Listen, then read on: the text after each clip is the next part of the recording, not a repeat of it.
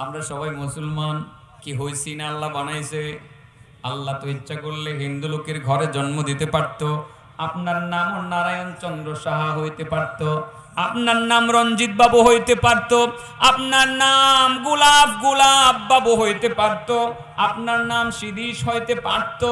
আপনাকে আল্লাহ হিন্দু ভাইয়ের ঘরে, হিন্দু ভদ্রলোকের ঘরে জন্ম না দিয়ে, খ্রিস্টানের ঘরে জন্ম না দিয়ে, ইহুদির ঘরে জন্ম না দিয়ে মুসলমানের ঘরে জন্ম দিছে।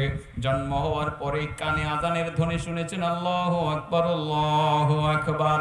এরপরে বাবার কাছ থেকে, মায়ের কাছ থেকে আল্লাহ আল্লাহ আপনি শিখেছেন। তারপরে আপনি লা ইলাহা ইল্লাল্লাহ কালিমা শিখেছেন। তারপরে আপনি সূরা ফাতিহা শিখেছেন। এই যে একটা অবস্থা, আপনি যে মুসলমান হইলেন, নিজে নিজে হইছেন না, আল্লাহ আপনারে মুসলমান বানাইছে। মুসলমানের ঘরে জন্ম দিছে, আপনি কিন্তু আবেদন করেন নাই যে আল্লাহ আমারে মুসলমানের ঘরে পাঠায়ো। করছেন? হ্যাঁ, আবেদন না করার পরেও আল্লাহ আমাকে আপনাকে মুসলমানের ঘরে জন্ম দিয়া মুসলমান বানাইছে। আল্লাহ যতগুলো দয়া করছে আমাদের প্রতি, সবচেয়ে বড় দয়া আমার মনে হয় এটাই যে আমরা মুসলমান হইতে পারছি। মুসলমান হওয়া মানেই হলো জান্নাতীদের তালিকার মধ্যে নামটা প্রাথমিকভাবে উঠাইয়া দেওয়া। এটা অন্যদের ব্যাপারে না, এটা অন্যদের ব্যাপারে। মুসলমান হওয়া মানে হলো জান্নাতীদের তালিকায় নামটা প্রথম উঠিয়ে দেওয়া।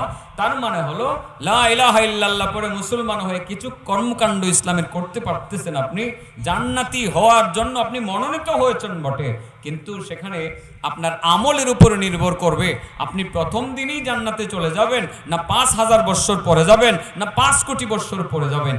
এই জায়গাতে আমাদের কাজ করতে হবে। এই কাজগুলোর জন্যই মূলত আজকে আমার সাবজেক্ট, যাতে আল্লাহর রহমতের দৃষ্টি পাই আর প্রথমেই ডাইরেক্ট যাতে জান্নাতে চলে যেতে পারি, আমাদের যাতে আর কোনো বিড়ম্বনার শিকার হতে না হয়। যে কথাটা বলছিলাম যে আল্লাহ আমাদেরকে দয়া করছেন, সবচেয়ে বড় দয়া যে আমরা মুসলমান হয়েছি। আল্লাহ রাব্বুল আলামিন নবীকে বললেন, নবী আমি খোঁটা দেওয়া পছন্দ করি না। ওই লোকগুলো খোঁটা দিতেছে যে তারা মুসলমান হয়ে তোমার উপকার করছে, এদেরকে বলে দিও যে তোমরা খোঁটা দিও না, তোমরা খোঁটা দিও না, তোমরা কিসের আমার উপকার করছো, বরং আল্লাহ তো তোমাদেরকে মুসলমান বানাইয়া সবচেয়ে বড় উপকারটা করছে। কয় প্রকার মানুষের দিকে হাসরের মাঠে আল্লাহ তাকাবেন না? ১ নম্বর, ২ নম্বর বলে ফেলবো, এটা তো কিছু কিছু আছেও, সকলে সামাজিক বেধি। আমি চিন্তা ভাবনা করি, ওয়াজ করি, ইদানিং সমাজে যে সমস্যাগুলো প্রচলিত এগুলো সিন করে করি, বাইর করি আর কি। ২ নম্বর, যে মিথ্যা কথা বলে পণ্য বিক্রি করে। কি কথা বলে? মিথ্যা কথা বলে পণ্য বিক্রি করে। ভাই আল্লাহর কসম, ভাই আল্লাহর কসম, বিশ্বাস করো এটা পুকুরের মাছটা না, আমি এই মাত্র নদীর থেকে ধইরা খালি লইছি। আচ্ছা, বাজারে বসে যদি একজন মুরব্বী মানুষ কয়, ভাই আল্লাহর কসম আমার নিজের গায়ে গাভীর দুধ একবারে পিওর, একটু পানিও নাই, আধা কেজি পানি মিশাইয়া, একজন মুরব্বী মানুষ আরেকজন মুরব্বী গেলে বিশ্বাস করবো যে না, লোকটা তো মনে হয় ভালো মানুষ, নিয়ে যায়। আবার কত কত দোকানদারের কাছে কিছু কিনতে যাইবেন যে ভাই আল্লাহর কসম এটা আমার 200 টাকা কিনাই পড়ছে। এই হুজুরে যদি যাই চিন্তা করবো যে আল্লাহর কসম করে বলছে 200 টাকা কিনাই পড়ছে, 210-এর কমে তো আর দাম বলা যাবে না। তখন 210 টাকা দিয়ে উনি কিনবেন, আসলে এটার মূল্য মাত্র কিনছে 150 টাকা বা 100 টাকা। এরকম মিথ্যা কসম করে পণ্য বিক্রি করে এরকম ব্যবসায়ী আছে না নাই? যদি কেউ থেকে থাকেন আজ থেকে তওবা করেন যে আর মিথ্যা কসম করে বলবে, মানে কসম করে আমি কোনোদিন পণ্য বিক্রি করব না, আমি দাম চাবো, ভাই আমার দামটা এত, যদি আপনার মনে চায় আপনি নেবেন, তা না হয় আপনি নেবেন না, এইভাবে ব্যবসা করবো। ইচ্ছা করলে করা যায়, মিথ্যা কসম কেন করতে হবে? অহরহ শুনি আমি মাঝে মধ্যে মাছ বাজারে যাই যে হুজুর আল্লাহর কসম করে বলছি, এরা আল্লাহ কয় আল্লাহর কসম করে বলছি হুজুর এটা 250 টাকা কিনাই পড়ছে, আপনি আইসেন এই জন্য 10 টাকা কমে দিলেন, বা 350 টাকা কিনাই পড়ছে, আপনি আসছেন 10 টাকা কমে দিলাম, তার মানে কিনা দামের চেয়ে আরো 10 টাকা কম আমারে দিয়ে দিছে। এটা কি বিশ্বাসযোগ্য? হ্যাঁ, আমারে যেরকম বলতেছে আপনারে দিয়ে দিলাম, ঠিক আরেকজনরে বলতেছে আপনি আসছেন তো স্যার আপনারে দিয়ে দিলাম 10 টাকা কমই দিয়ে দিলাম। এ যদি এরকম সবাইকে 10 টাকা করে কমই দেয়, হ্যাঁ খাইব কি? হ্যাঁ, খেয়াল করবেন বাবা, সাবধান বন্ধুরা, সবাই ব্যবসা করো। ব্যবসা একটা আল্লাহর নবীর সুন্নাহ এবং আল্লাহর নির্দেশ। আহাল্লাল্লাহুল বাইআ ওয়া হাররামার রিবা। ব্যবসা আমি উদ্বুদ্ধ করি ব্যবসা করার জন্য। আমি আমার আলেম বন্ধুদেরকেও বলি যে তোমরা ব্যবসায় জড়িত হও, ব্যবসায় জড়িত হও। আর ওয়াজটাকে বাণিজ্য আকারে না নিয়ে ওয়াজটাকে ধর্ম প্রচারের কাজে ব্যবহার করো। এটা আমি বলি, এদেরকে সবসময় বলি যে এটা হবে ধর্ম প্রচারের কাজ। আল্লাহ যদি ব্যবসার মাধ্যমে এমন তৌফিক দেয় যে নিজের গাড়ি ভাড়া দিয়ে গিয়ে ওয়াজ করে আসবো, গাড়ি ভাড়াও আনবো না, এটার অপেক্ষায় আছি। আল্লাহ যেদিন সে তৌফিক দিবেন যে ওইরকম সম্পদ দিবেন যে ব্যবসার মাধ্যমে যে মাহফিলে যাব, গাড়ি ভাড়াটা পর্যন্ত আনবো না, আমার দায়িত্ব হলো মানুষকে ইসলাম বোঝানো। আমি বলি আলিমদেরকে ছোটখাটো ব্যবসা করো, প্রয়োজনে তোমরা জুতার ব্যবসা করো, লঙ্গির ব্যবসা করো, গামছার ব্যবসা করো।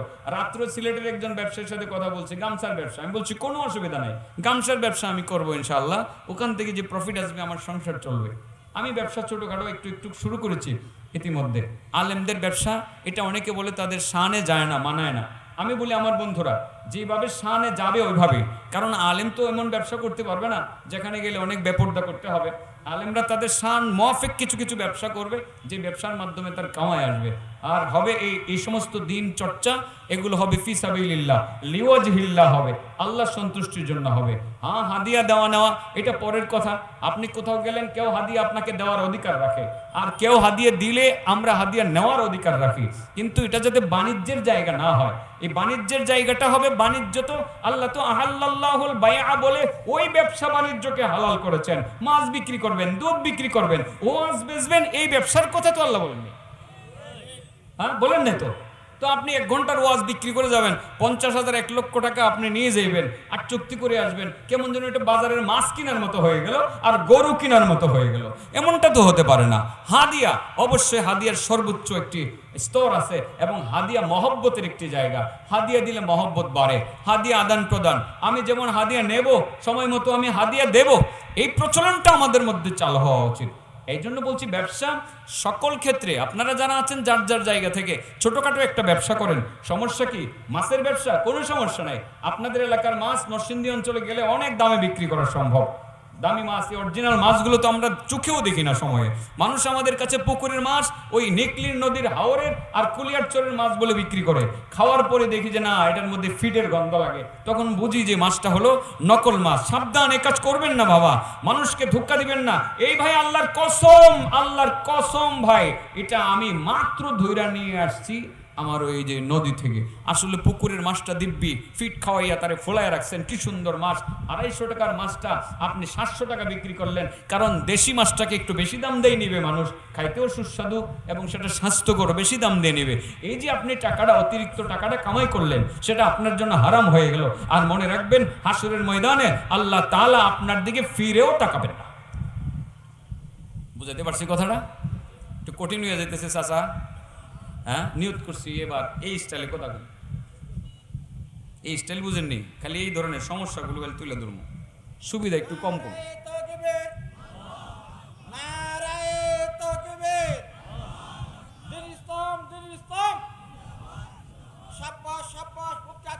মাশাআল্লাহ, জাযাকাল্লাহ, জাযাকাল্লাহ। না, এটা হলো ইমানি স্পিড আর কি। আসলে আমি পার্সোনালি ওই যে স্লোগান যেটা, মানে এটা আমি একটু আনইজি ফিল করি। ছেলেরাও আমাকে সম্মান জানায়, এখানে স্লোগান দিচ্ছিল বারবার, আমি বাধা দিচ্ছিলাম। আসলে সত্যি আমার কাছে এতটা আনইজি লাগে, এটা আমি কেন যেন রাগত করতে পারি না। তারা তো মহব্বত করে স্লোগান দিয়েছে, আমি ওটা আসলে সত্যি খুব বেশি পছন্দ করি না। কখন জানি ভিতরে অহংকার চলে আসে, আত্মহমিকা চলে আসে। আমি একটু লুকিয়ে লুকিয়ে অনেক সময় গাড়ি থেকে নেমে আমি কোন ফাঁকি স্টেজে চলে আসি, এটা মাহফিল কর্তৃপক্ষও জানে না। অর্থাৎ এটা আমার কাছে অনেকটা আনইজি লাগে। আর এই স্লোগানটা উনি দিয়েছেন হয়তো আপনাদেরকে উজ্জীবিত করার জন্য। তারপরেও মনে হয় যে সাব্বাস আতিকুল্লাহ, আমার মনে হয় এটা না বলা উচিত।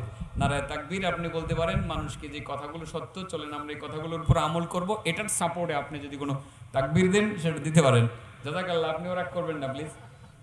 আপনি তো নিশ্চয়ই মহব্বত করে সাব্বাস বলছেন। এটা যাতে ওখানে পাই। কোন জায়গায়?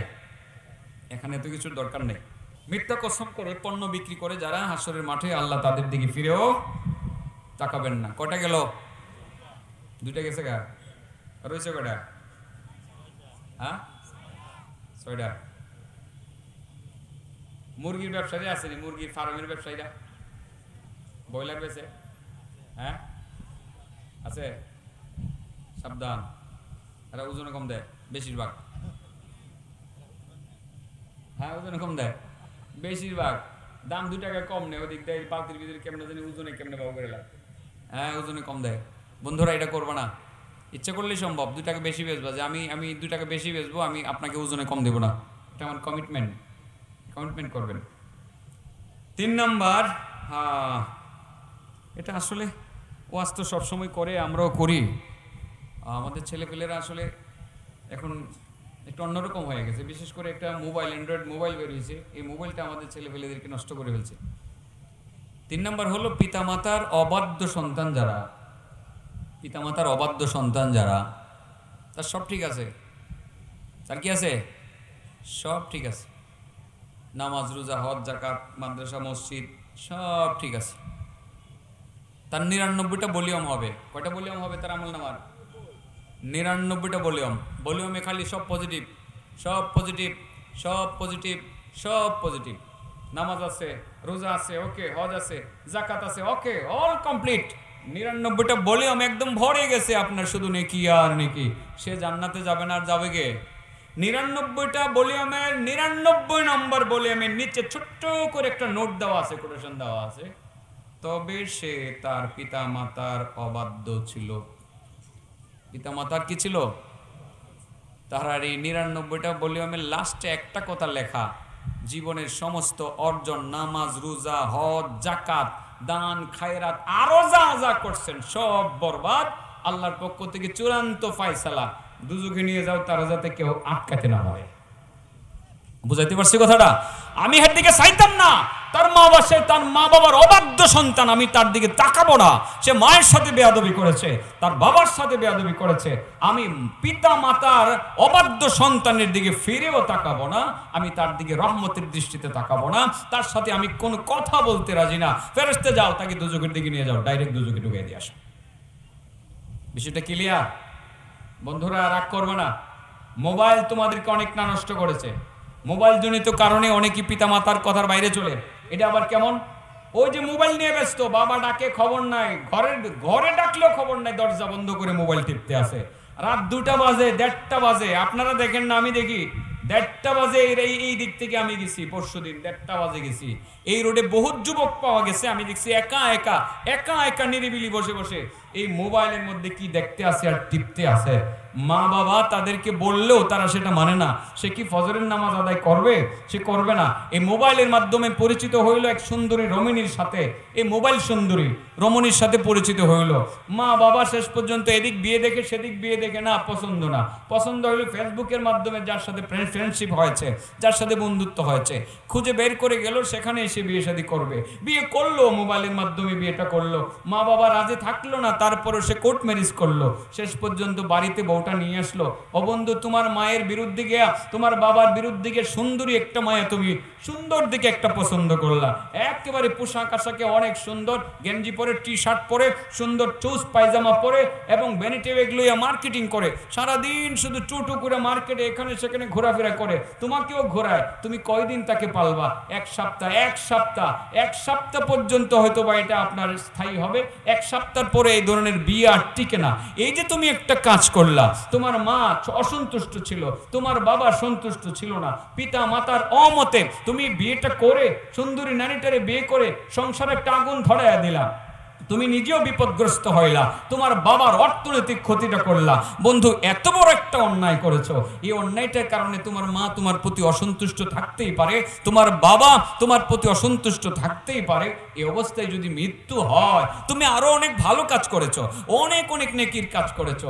এই তোমার যত নেকির ভলিউম আছে সবগুলোতে শুধুমাত্র নেকিই লেখা থাকবে, শুধু এই কথাটা লাস্টে লেখা থাকবে যে পিতা মাতার অবাধ্য ছিল।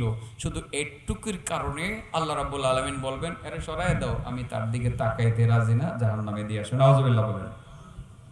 আমাদের ছেলেরা সবাই না বন্ধুরা, তোমাদেরকেও বলি, বিষয়টা পজিটিভলি চিন্তা করো, যে এই সময় ফেসবুকের মাধ্যমে পরিচিত হয়ে যে বিয়ে শাদীগুলো হচ্ছে, কয়টা বিয়ে টিকতেছে?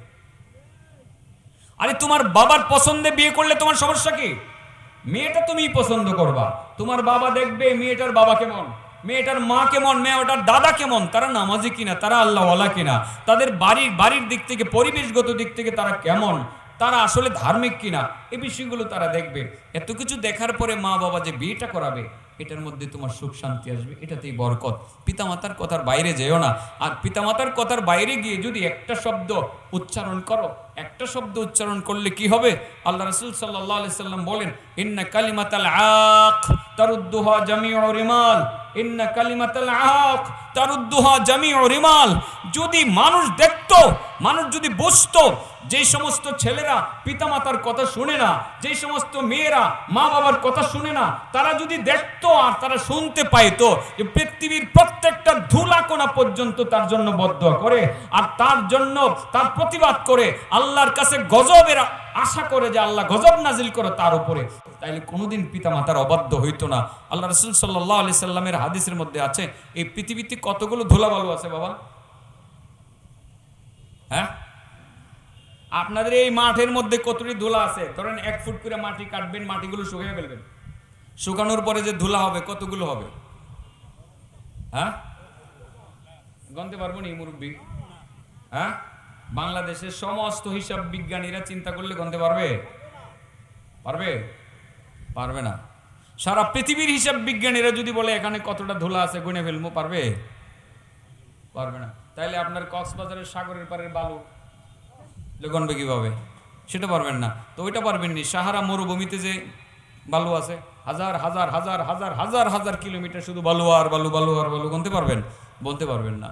যখন আল্লাহর কোনো বান্দা পিতামাতার অবাধ্যতা করে, একটি শব্দ উচ্চারণ করে, মায়ের বিরোধিতা করে, বাবার বিরোধিতা করে, সারা পৃথিবীর সমস্ত ধুলা বালু এটি টাইম একবারে তার প্রতিবাদ করে আর বলতে থাকে, আল্লাহর বান্দা বলিস না, মায়ের অবাধ্য হইস না, বাবার অবাধ্য হইস না, তোর উপর আল্লাহর গজব নাযিল হবে। এটা বুঝলে আসলে ছেলেমেয়েরা করতো না। আজকে একটু বললাম, তোমাদের হাতে পায়ে ধরে বলি, তোমার সুখ শান্তি তোমার মা বাবার সন্তুষ্টির উপরে নির্ভর করে। মা বাবা যদি সন্তুষ্ট থাকে তুমি সুখী হইবা, এতে কোনো সন্দেহ নাই, এতে কোনো সন্দেহ নাই। আল্লাহ রাব্বুল আলামিনের নির্দেশ, নবী করিম সাল্লাল্লাহু আলাইহি সাল্লামের নির্দেশ পিতা মাতার সাথে সদ্ব্যবহার করার জন্য। আর হেল্পফুল ফজল সংগঠন, আসলে সংগঠনের ছেলেরা বড় অ্যাক্টিভ। আমি এদেরকে বলবো যে এই আমলটা তোমরা আজ থেকে শুরু করো। যে কয়জন সদস্য আসো বন্ধুরা, তোমরা আজ থেকে মা বাবার সাথে ভালো আচরণ করতে শুরু করবা, মিষ্টি মিষ্টি আচরণ করবা, কোনো দুর্ব্যবহার করবা না। আজ থেকে যদি কারো মায়ের সাথে বাবার সাথে কোনো দুঃসম্পর্ক থেকেও থাকে, ওই মা আর বাবাকে গিয়ে বলবা, বাবা মা সরি, মাহফিল করাই, দিনের কথাবার্তাগুলো মানুষকে শোনাই, এসব কথা নিজেও শুনি। আমি মনে হয় একটা ভুল করে ফেলেছি, সরি মা। একবার সরি বললে মা সন্তানের দুঃখ 1 সেকেন্ডের জন্য আর মনে করবে না। একবার সরি বললে বাবা সন্তানের দুঃখ কষ্ট 1 সেকেন্ডের জন্য মনে রাখবে না। আমার মনে হয় এই সুযোগটা যদি হিলফুল ফজলের ছেলেরা নিয়ে নেয়, তাদের বন্ধু বান্ধবরা একে অপরকে যদি নসিহত করে, আমাদের প্রত্যেকটা ঘরে ঘরে শান্তি নাজিল হবে ইনশাআল্লাহ। এদেরকে মহব্বত করে বলে ফেললাম আর হিলফুল ফজলের ছেলেদেরকে, পিতামাতাকে খুশি করা। আল্লাহু আকবার, আল্লাহু আকবার। পিতামাতা খুশি তো আল্লাহ খুশি, পিতামাতা খুশি তো আল্লাহ খুশি। কষ্ট দেওয়া যাবে না, মোটেও কোনো কষ্ট দেওয়া যাবে না। আল্লাহ বলেন, ওয়াকাদা রাব্বুকা আল্লা তা'বুদু ইল্লা ইয়াহু ওয়া বিল ওয়ালিদাইনি ইহসানা ইম্মা ইয়াবলুগান্না ইনদাকাল কিবারা আহাদুহুমা أو كلاهما فلا تقل لهما أف ولا تنهرهما وقل لهما قولا كريما واخفض لهما جناح الذل من الرحمة وقل رب ارحمهما كما ربياني صغيرا। আল্লাহ বলেন, অনবী তোমার রব সিদ্ধান্ত নিয়েছেন, নির্দেশনা জারি করেছেন, একমাত্র আল্লাহর ইবাদত করতে হবে, আর কারো ইবাদত করা যাবে না। 2 নম্বর, মা বাবার সাথে ভালো ব্যবহার করতে হবে।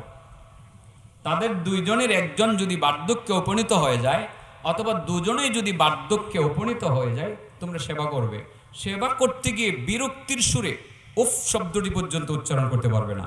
মা বাবাকে তো উফ বলতে দেওয়া যাবেই না, নিজেও কাজ মায়ের বাবার সেবা করতে করতে বিরক্ত হয়ে গেল উফ শব্দটা পর্যন্ত মায়ের সামনে বাবার সামনে উচ্চারণ করবা না। এই কথা বুঝাইতে চাইবা না যে তুমি তোমার মায়ের সেবা করতে করতে বাবার সেবা করতে করতে কাহিল হয়ে গেছো। আল্লাহ এটাও নিষেধ করছে, তোর মার সেবা করতে করতে তুই কাহিল হয়ে যাবে, উফটা পর্যন্ত বলতে পারবে না। তোর বাবার সেবা করতে করতে তুই কাহিল হয়ে যাবে, তুই উফ শব্দটা পর্যন্ত বলতে পারবে না। দেখেন কত গুরুত্বপূর্ণ নির্দেশ, ফালা তাকুল্লাহুমা উফ। আল্লাহু আকবার। আমি নকল করছি কথাটা, গত পরশুদিন মাহফিলে তারাইলে গিয়েছিলাম, একজন আলেমের কথা আমার অন্তরে রেখাপাত করছে, বন্ধুরা খেয়াল করে। সে আলেম আমাকে বসে বলতেছে যে ভাই আমার তো মেয়ে আছে, ছেলে আছে, তো আপনার ছেলে মেয়ের আপনারা কি ডাকে? আমি বললাম যে মাঝে মাঝে আমি ছেলে, আপনি কি ডাকেন? ছেলেদের বাবা বলে ডাকি, মেয়েদেরকে মা বলে ডাকি। আমার ভিতরে বিষয়টা ওইরকম ভাবে আসলে তিনি যেভাবে বলতে চাইছেন ওইভাবে আমি বুঝতেছিলাম না। কো ভাই আসলে তো অপরাধ না এভাবে ডাকা যায়, কিন্তু আমার যেন কেন মনে চায় যে আমার মা জীবিত আছে, আমার মা থাকতে আমার মেয়েকে আমি কোনোদিন মা বলে ডাকবো না। কেন? মা যদি কষ্ট পায় তো কি করেন আপনি? আমি ছেলে মেয়ে সব দিকে এইভাবে ডাকি, বাবা এদিকে আসো, বাবা এদিকে আসো। বাবা নাই, বাবা যেহেতু নাই, বাবা আর শুনবে না।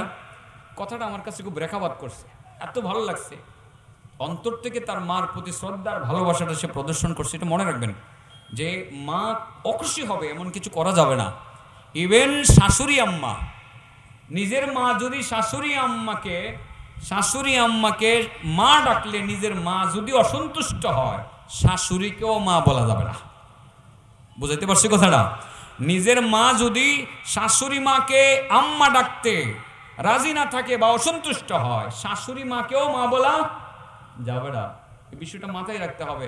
আল্লাহ বলেন পিতামাতার সেবা করো, সেবা করতে গিয়ে বিরক্তির সুরে ওফ শব্দটি পর্যন্ত উচ্চারণ করবে না। সাবধান, তাদেরকে কোনো ধমক দিবা না, মিষ্টি আচরণ করবা, কওলান কারীমা, ভদ্রচিত আচরণ করবা, সাবলীল ভাষায় কথা বলবা। আর আমাদের ছেলেরা মায়ে ফোন দিলে আইতাছি রাখো, নো, অন্যায় করেছো। তুমি যখন ডার্লিং এর সাথে কথা বলো, সরি খারাপ ভাষা হয়ে গেছে, তখন কিভাবে বলো? শুনি তো এগুলো। তুমি যখন বন্ধুর সাথে কথা বলো কেমন বলো? সারা দুনিয়ার মানুষের সাথে যতটা ভালো আচরণ করো তুমি, এর চেয়ে বেশি ভালো আচরণ তোমার মায়ের সাথে বাবার সাথে করবা। এটা আল্লাহর নির্দেশ। কুল্লাহুমা কাওলান কারীমা। মাকে বলতে হবে মা আমি যাচ্ছি, আমি যাব, অনুমতি দিলে যাব। মা কি খাইছো? ঘরে গিয়া, আরে ঘরে গিয়া প্রথম ডাকটাই তো দিতে হবে মাকে। সন্তান আছে তারপর দিতে হবে মাকে। আমি তো ঘরে গিয়ে প্রথম ঢুকেই আমি গিয়ে বলি আমার বাচ্চাদেরকে তোমার দাদু কোথায়, আম্মা কোথায়? দাদু গোসলখানায়। প্রথমেই খবর লই, দাদু নামাজ পড়তেছে, আগে খবর নেই। আমার বড় মেয়ে জিজ্ঞাসা করে, ঘরে ঢুকেই প্রথম তুমি দাদুর খবর জিজ্ঞাসা করো? আমি বললাম হ্যাঁ, তোমার দাদু যে আমার মা লাগে। তো কি তুমি কি দাদুর পেট থেকে হয়েছো? আমি কি বুঝছি বুঝছি, হ্যাঁ মা। ছেলেরা বুঝে না ও মা যে কেমন, হারানোর পরে বুঝে যখন হারায় ফেলে তখন বুঝে। বাবা যে কেমন যখন হারায় ফেলে তখন বুঝে। আল্লাহ কিন্তু পিতামাতার সন্তুষ্টির উপরে জান্নাতের গ্যারান্টি পর্যন্ত বলেছেন আল্লাহর নবী, ঠিক আছে না? রাসূল সাল্লাল্লাহু আলাইহি সাল্লাম বলেছেন পিতামাতার সন্তুষ্টির উপরে সন্তানের জান্নাত। আমি আমার গল্পটা মনে হয় বলছিলাম, আসলে এই চিত্রগুলো আমাকে ভাবায়। আমি তো অসুস্থ ছিলাম, আপনারা অনেকেই জানেন। খুব বেশি অসুস্থ যখন ছিলাম, প্রায় মৃত্যুসজ্জায়, ওরা আমার দেখতে গেছে হসপিটালে, দীর্ঘদিন হসপিটালে বেডে। এতদিন রোগীর সাথে কয়জনে থাকতে পারে? ভাইয়েরা আছে, ওরা আসা যাওয়া করে, কিন্তু আমি তো কিছু বলতে পারি না খুব একটা বেশি। 15-20 দিন, 21-22 দিন হয়ে গেল, মা বাসায় যায় না, হসপিটালেই। মা একটু বাসায় গিয়ে রেস্ট করে আসুন, জামুনে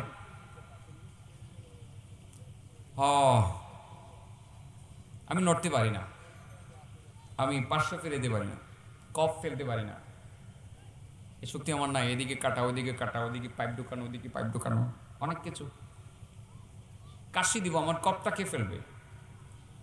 রাত 3টা বাজে কাশি উঠলো, কাশি দেওয়ার মুহূর্তে দেখি টিস্যু এখানে লেগে আছে। বলেন তো কে লাগাইছে? হ্যাঁ, মা। এর নামই মা।